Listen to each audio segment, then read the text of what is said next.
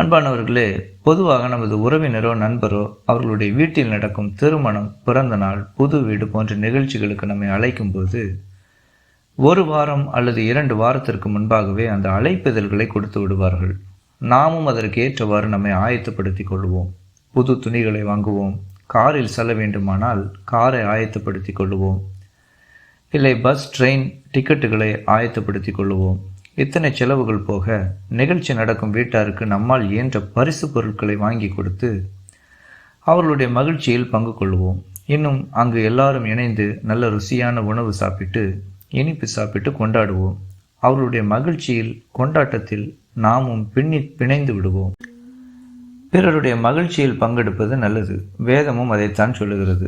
ரோமர் 12ஆம் அதிகாரம் 15ஆம் வசனத்தை நாம் வாசிப்போமானால், அதன் முதல் வரி சந்தோஷப்படுகிறவர்களுடனே சந்தோஷப்படுங்கள் என்று சொல்லுகிறது. இந்த முதல் வரியை நாம் பிசகாமல் கைக்கொள்கிறோம். திருமணம், புது வீடு, பிறந்த நாள் போன்ற பிறருடைய மகிழ்ச்சியான தருணங்களில் அவர்களோடு இணைந்து கொள்கிறோம். ஆனால் இதே வசனத்தின் 2ஆம் வரியை நம்மில் அநேகர் கவனிக்க தவறுகிறோம், கை கொள்ள தவறுகிறோம். அழுகிறவர்களுடனே அழுங்கள் என்ற அந்த 2ஆம் வரியை நாம் முக்கியத்துவப்படுத்துவதில்லை. பிறருடைய துக்கத்தில் நம்முடைய பங்கு எந்த அளவு இருக்கிறது என்பதை நாம் சிந்தித்து பார்க்க வேண்டும்.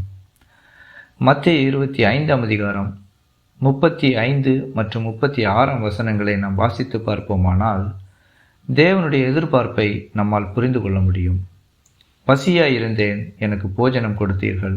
தாகமாயிருந்தேன், என் தாகத்தை தீர்த்தீர்கள். அந்நியனாயிருந்தேன், என்னை சேர்த்து கொண்டீர்கள். வஸ்திரம் இல்லாதிருந்தேன், எனக்கு வஸ்திரம் கொடுத்தீர்கள். வியாதியாயிருந்தேன், என்னை விசாரிக்க வந்தீர்கள். காவலில் இருந்தேன், என்னை பார்க்க வந்தீர்கள் என்பார். ஆம் பிரியமானவர்களே, நாம் பிறருடைய துக்கத்தில் பங்கு கொள்ள வேண்டும் என்று தேவன் விரும்புகிறார். நம்முடைய தேவனும் பூமியில் மாம்சத்தில் வாழ்ந்த நாட்களில் வியாதியஸ்தர்களை பார்த்து, பிறவி குறைபாடு உள்ளவர்களை பார்த்து, மேய்ப்பன் இல்லாத ஆடுகளைப் போல இருந்த ஜனங்களை பார்த்து மனதுருகினார். அவருடைய மனதுருக்கம் பார்வையோடு பேச்சோடு நின்றுவிடவில்லை. அவர்களுடைய துக்கத்தில் அவர்களோடு இணைந்து கொண்டார். அவர்களை குணமாக்கினார். அவர்களுக்கு உபதேசித்து நல்வழிப்படுத்தினார்.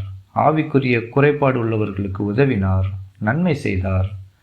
எல்லாவற்றிற்கும் மேலாக நாம் நிரந்தர துக்கத்தில் ஆழ்ந்து போகாதபடிக்கு நம்முடைய துக்கத்தை அவர் சிலுவையில் சுமந்து கொண்டார். அன்பானவர்களே, இந்த உலகத்தில் சந்தோஷமாய் இருக்கிறவர்களுடைய எண்ணிக்கை மிக மிக குறைவு. துக்கமுள்ளவர்களே அதிகம். அவர்களுக்கு நாம் கண்டுகொண்ட அற்புத தேவனின் சுவிசேஷத்தை அறிவிப்பதும், நமக்கு தேவன் கொடுத்திருக்கிற பொருட்களை, பணத்தை, நேரத்தை தேவனுடைய வழிநடத்துதலின்படி தேவன் கொடுக்கும் பலனுக்கு தக்கதாக பிறருடன் பகிர்ந்து கொள்வது நம்மை குறித்த தேவனுடைய சித்தமாயிருக்கிறது. கிறிஸ்தவ வாழ்க்கையே பிறருக்கானதுதான் என்பதை நாம் ஒருபோதும் மறந்துவிடக்கூடாது. நம்மை ஒப்பு கொடுப்போம். நம் மூலமாக தேவனுடைய அன்பு பிறருக்கு கிடைக்கட்டும். தேவனுடைய நாமம் மகிமைப்படட்டும். ஆமேன்.